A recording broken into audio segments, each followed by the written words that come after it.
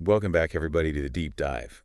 We're going to dive into some more of these newly released JFK documents. Yeah, you're joining us for part 4 now. Part 4. Wow, this thing. This thing is never ending. Just when I think we're getting somewhere, someone releases more documents. It is a massive amount of material. But, that's kind of the point of this deep dive, right? I mean, we want to take our time with this stuff, zero in on some of the more interesting pieces. Yeah, take it slowly, really get informed.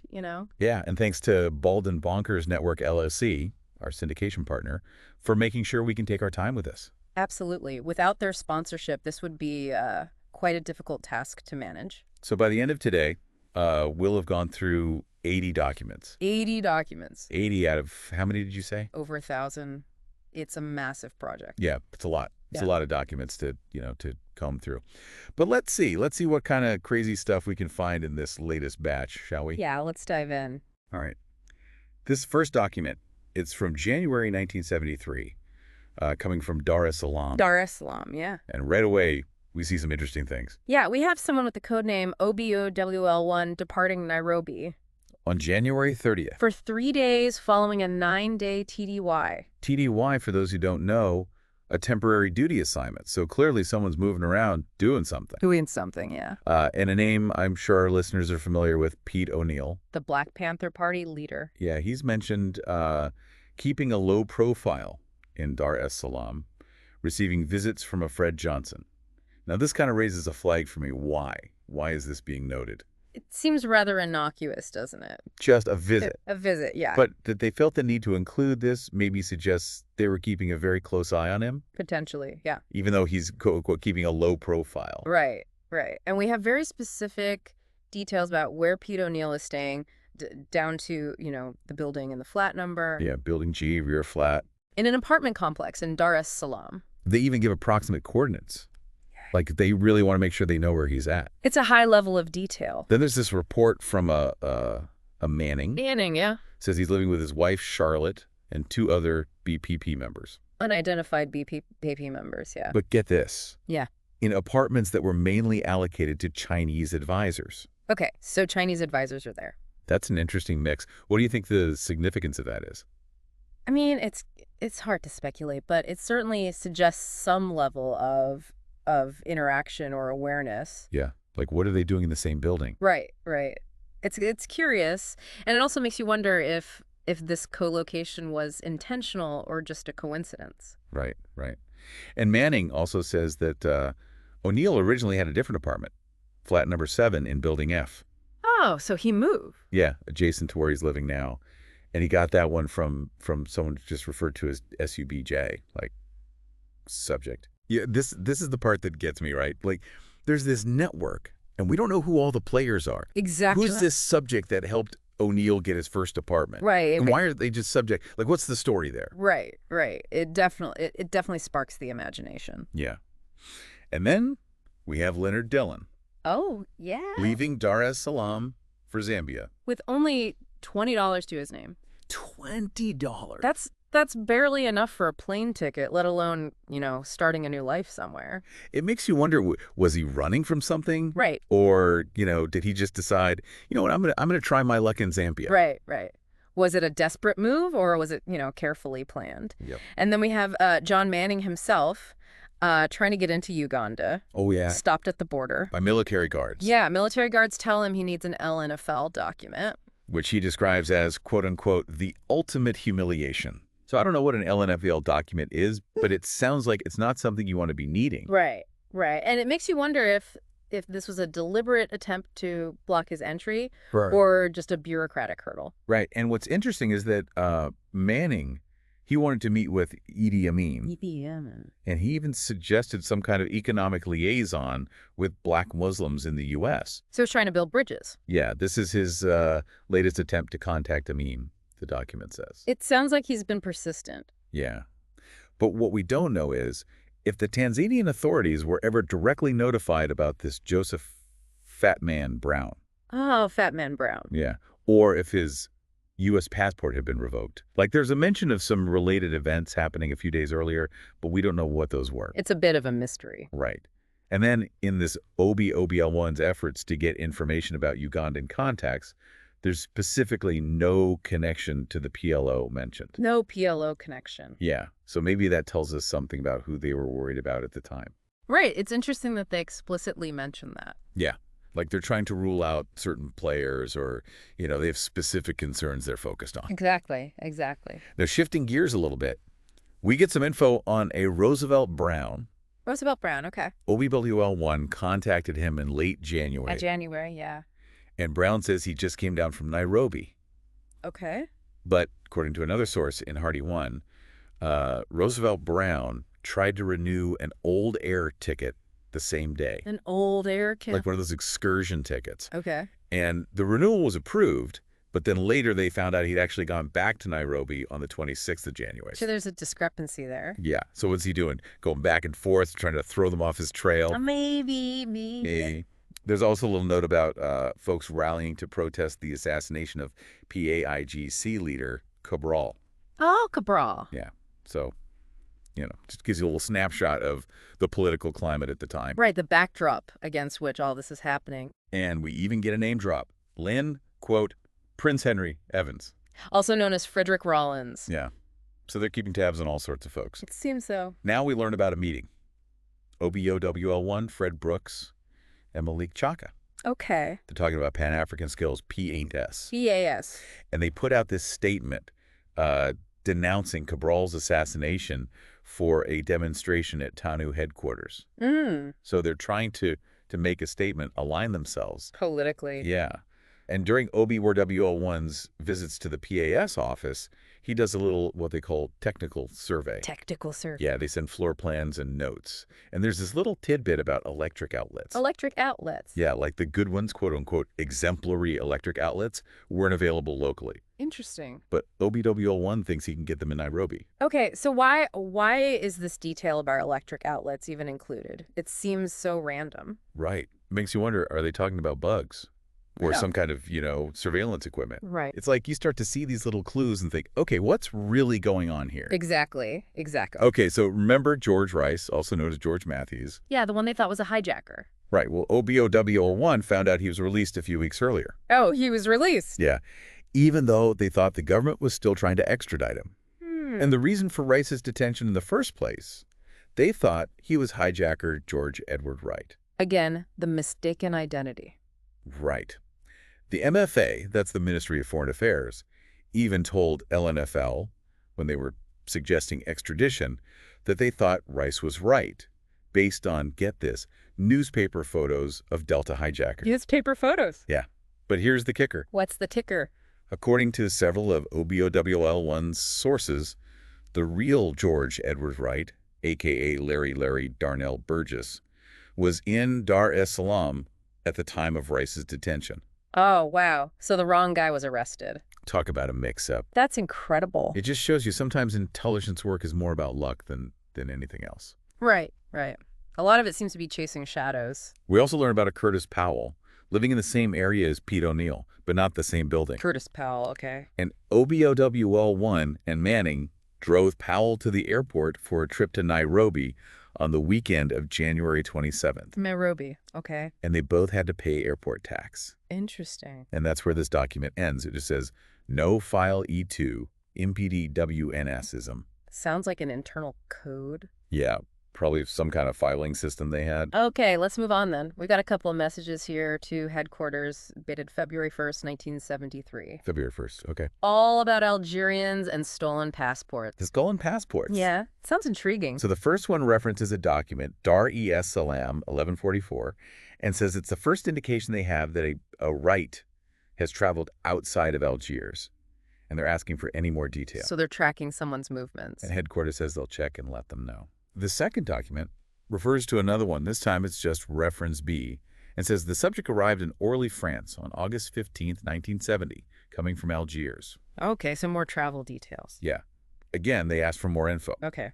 And these documents stress that this information, including what someone named NVIDIA had seen about these stolen passports, is just reporting. Unconfirmed, yeah. Yeah, they're just saying, hey, we're hearing this. If you have anything else, let us know. Makes sense. And they also follow up on the earlier report about those unidentified BPP members living in the same apartment complex as the Chinese advisors. Oh, so they're still interested in that. Still interested. Okay. The second document ends by asking for the cable dispatch number and the date the survey was pouched, they say. Pouched. Yeah, I guess that's how they sent stuff back then. Interesting. Now we have a document from February 6, 1973, and it's all about George Lorenzo Matthews, the guy we were talking about earlier. Okay, the mistaken identity case. Yeah, the one they thought was the hijacker. Hmm. It says he was arrested in late December 72 by Tanzanian authorities because they thought he was George Edward Wright, and then he was released. Okay. Yeah, and it also confirms that another source reported the really George Edward Wright was in Dar es Salaam at the time of Matthews' arrest. Wow, so they had the wrong guy the whole time. Right. Talk about a blunder. And then the document mentions this inbreed report. Inbreed. Yeah, sounds like a code name for a source. Something. Anyway, it says BPP members Felix Lindsay O'Neill and William Holder recently visited Geneva. Geneva, okay. But they don't give specific dates. They think they traveled under their real names, assuming they had the right paperwork. And the report says they were checking on that. So they were keeping tabs on them. Yeah. And then they reference Ellen Ergo, confidential source report from December 13, 1972. Ellen Ergo, okay. This one says James Joseph Patterson was in France with Nathan Burns, a.k.a. Saku. Saku. And they think this Burns is the same guy as Nathaniel Jerome Burns. So they're trying to track down identities. Yeah. And then a B. Carroll asset report from January 31st says Pete O'Neill and his wife were living in Dar es Salaam with 2 other BPP members. So more confirmation of his location. Right. They think these 2 might be Burns and Larry Neal Mack, who left with O'Neill on September 23, 1972, but they don't know for sure. Okay. And they even suggest that maybe O'Neill was trying to spread confusion on purpose, but they don't have any proof. Deliberate misinformation? Could be. It happens. And the message ends by asking for confirmation on whether Wright and Holder had traveled outside Algiers and any other info they might have on their travels. Okay, so they're really interested in these 2. Yeah. Yeah. Now let's jump to a document from March 14th, 1973. This one's all about an announcement in Paris. Paris. Yeah. Okay. By a Henri Curiel. Henri Curiel. Right. What did he announce? This is the Paris MTG Curiel announcement, and it says that his group was supporting 6 American black militants, or hijackers, who had recently been living in Algeria.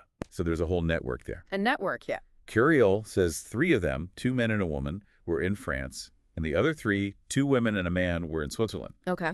And those in Switzerland were living, quote, in very precarious clandestine status and needed to be moved ASAP. Sounds dangerous. Right. And he says the whole group wanted to come back to the U.S. in secret and keep up their revolutionary activities. Yeah, and they were convinced they needed political and ideological training before they left Europe. So they were committed. Committed. A firm plan. Yeah. And there's this handwritten note on the document added by Sisson. Interesting. So somebody thought that was important to add. Right. Now, we have a message from July 6th, 1973, coming from Paris. Another Paris message. This one's a follow-up on a report from a source called Babu Shea from the day before. Babu, okay. This report says Black Panther members George Edward Wright, George Brown, Melvin McNair and his wife Jean Carroll McNair, and Joyce Tillerson, Wright's wife, arrived in Paris from Algiers in late March. So they made it to Paris? Yeah, and get this, Henri Curiel's organization had given them lodging and training in France. So he's still involved? Yep. And the group is trying to get plastic surgery and fake documents so they can sneak back into the U.S. Plastic surgery and fake documents. Very serious stuff. Yeah, they were serious about disappearing. The report also says UM Beyond, whoever that is, urgently wanted any pictures of these people to help ID them before they had any surgery. Makes sense. Right. And they hadn't given this info to the legal attaché yet, so they were keeping it pretty tight. Okay, so we've got another document here from March 6, 1973. It's specifically about travel from Algiers. Travel from Algiers, okay. It comes from a sensitive and reliable source who says that travel documents, titre de voyage, requested from the Algerian government by William Holder, are intended for a whole bunch of people. Okay, like... Holder himself, Melvin McNair, Jean McNair, Larry Burgess, also known as George Edward Wright, A hijacker. Joyce Burgess, George Brown, Jean Brown, Catherine Kirkhope, Catherine Kirkhope. and even Eldridge Cleaver. Eldridge Cleaver, wow. Quite a list. That's a lot of people. The source thought that Cleaver's name was included to make the Algerians think he was still there, even though he'd already left in early February 73. So, little bit of deception. Trying to throw them off? Right. The source didn't know if or when the documents would be issued. Okay. And there's some more information here. Melvin Nair and George Brown were arrested by the Algerian police. Arrested? For what? For having handguns. Brown had a loaded revolver on him, and McNair had given 2 pistols to an Algerian kid for safekeeping. A kid. Yeah. One of the pistols was made in China. Chinese pistol. Interesting. Yeah. Neither of them were held for very long, though. Okay. Now, despite all these details, the source couldn't tell them where these folks were headed. Destination unknown. Right. And it says here, the Bureau would give more information about the activities of the Cleaver faction in other countries in response to a request sent on March 17, 1973, about the Black Panther Party, specifically the Cleaver faction. Okay, so this is an ongoing investigation. Yeah. And lastly, this report is super sensitive, can't be shared outside of certain offices without permission, and any references to it internally should just say it came from a confidential source. Got it. Top secret stuff. Let's check out this document from July 7th, 1972. This one's marked FYI only, highly sensitive sources. FYI only. Okay, this must be good. It says that trade union reps James Hoffa, Harold Gibbons, and William Taub were invited to visit the DRV. The DRV. Yeah, the Democratic Republic of Vietnam. For a week, they're supposed to leave the U.S. on July 1st or 4th, and they were going to pick up their visas in Vientiane or Paris. Hoffa going to Vietnam, that's unexpected. Right. During the war. Yeah, crazy, right? But according to headquarters, the visas weren't sent. Oh, so the trip didn't happen? Seems like it. Now, Gibbons was the international vice president of the Teamsters Union, and both Gibbons and Taub had actually already gone to the DRV in March 1972. Oh, so they had connections there. Yeah, but we don't know anything about Taub. Just that Hoffa was, well, Hoffa. Right. And even though they didn't want any special coverage of this trade union group, they were still interested in any MCAOS-related info. MCAOS, what's that? I don't know, it sounds like a code name for some kind of operation. Maybe. All right, now for a couple of documents from April 7th, 1977. These are internal memos. Internal memos, okay. About the classification of something called EX3600. EX3600, what's that? I don't know, it's not clear. Okay. But the guy writing these memos wants to know why these documents were classified ex post facto, because he wasn't involved with Operation MCAOS when it was happening. Operation MCAOS again. Yeah, there it is again. And he says that MCAOS was super sensitive, one of the most sensitive operations run by the DDP. DDP. Directorate for Plans. And it was approved by the DCI himself. DCI, Director of Central Intelligence. Yeah, so top-level staff. And because it was so sensitive, the info was kept under wraps, and anything about it was probably classified secret, at least for review purposes. Makes sense. And they even discuss what FOIA exemption to use for EX3600, suggesting B3. FOIA? Freedom of Information Act. Oh, right. So, even years later, they're still being careful about what information they release about Operation MCAOS. Yeah. And he says the info should still be classified confidential. Okay. Now, for a CISO summary, dated March 1st, 1972. CISO. Counterintelligence Security Operations. Oh, okay. This is about a contact report with MPOECA-7. MP-Troika-7, another code name. Probably. Yeah. This memo talks about recent meetings with this MP-Troika-7 in New York City and Northern Virginia. Okay. They say the meetings were secure, no problems. Good. One of the things they talked about was the United States-China Friendship Association Study Group. The USCFA. M7 had been trying to find and join a pro-Mao study group, and finally the manager of the China bookstore hooked her up with a local USCFA group. Led by Mrs. Susan Warren, a.k.a. Frank. Yeah, Susan Warren, a.k.a. Frank. They wanted to get inside this group, it seems. Yeah, M7 went to one session, and she gave her assessment of Mrs. Warren. Okay, what'd she say? She thought she had a good rapport with her, thanks to her understanding of dialectics. Dialectics? Yeah, she learned it from someone named Andy Ness. Interesting. And they told M7 to try to build a relationship with Mrs. Warren, a social and business one. So they were cultivating her as a potential source. Right. But M7 hadn't been able to identify the other members of the study group yet. Okay. But she was hoping that as the group kept meeting, she would be able to. Makes sense.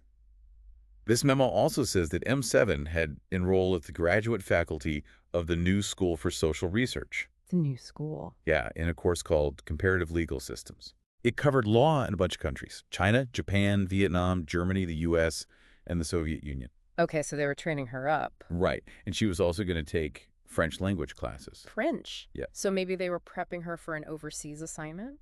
Could be. Now, they thought about sending her on this Ramparts tour, Ramparts tour. the New York Media Workshop's women's tour. It was going to London, Paris, and Rome. Okay. And in Paris, they were going to meet with the DRV peace delegation. The North Vietnamese delegation. Yeah. But M7 thought it was too expensive, $680. That is a lot of money. But it told her the cost shouldn't stop her from looking into it. Because it was an important opportunity. Right, and she was worried the timing might interfere with her PCS departure. PCS. Permanent change of station. Ah, so a transfer. Yeah, but they told her there wasn't a set date for her departure yet. Okay. And they thought the tour could be a good way to continue the staging process. M7 said she understood and would check it out, and that she thought she could get the money if she needed to. All right. There's also a mention of a newsletter, the Southeast Asia Reports, SEER. SEER. Yeah, put out by the New York University Student Mobilization Committee. Okay. M7 was one of the contributors. So she was involved in left-leaning media. Yep. Good cover. They also gave her a JV minimum test as part of her training for a foreign assignment. JB minimum. Yeah, sounds like some kind of psychological assessment. It was done by guys from the Psychological Assessment Branch of TSD, probably Technical Services Division. They briefed her on how to use it in the field. Interesting. And for this, they call her Miss Julie. Miss Julie. And Andy Ness, the dialectics guy, kept working with her. Okay, so she's getting all sorts of training. Right. So anything else in this memo? Just some admin stuff, like her salary, some advances to cover her classes, some tax stuff. Oh, and they fixed a problem she had with her accounting. Right. And lastly, they were going to assign her to Bangkok Station. Bangkok? Mostly for administrative stuff, but with a regional mission. Okay. And they were going to get her a concealment device for her microdot viewer. Microdot view. Yeah, and some other hiding places for papers and money. Sounds like spy stuff. Right. Okay, what about this assessment of Mrs. Warren? Oh, yeah. They said she was interested in China, the way she asked about Mao, her knowledge of Chinese history. She was conservative, but curious, straightforward. Okay. They thought she would follow someone who interested her or someone who guided her gently. So she was seen as someone who could be influenced. Right. Okay, let's talk about Bahiran. Bahiran, okay. We have a couple documents about them. Both mention the transmittal of Timothy Leary documents from May 1971. Timothy Leary, the LSD guy. Yeah. And there's a reference to something called Coffin Hearn 1133 and Headquarters 9245. Okay. But to really understand what Bahiran is, we need to look at a memo from 1967. 1967, okay. This one's from November 27th, and it explains that Bahiran started as the Japan Peace for Vietnam Committee. So an anti-war group. Yeah, it says they were intellectuals and cultural folks who wanted to help bring peace to Vietnam. Okay. And there's some background info on one of the members, Yoshioka Yuichi. He was part of the hardcore secretary.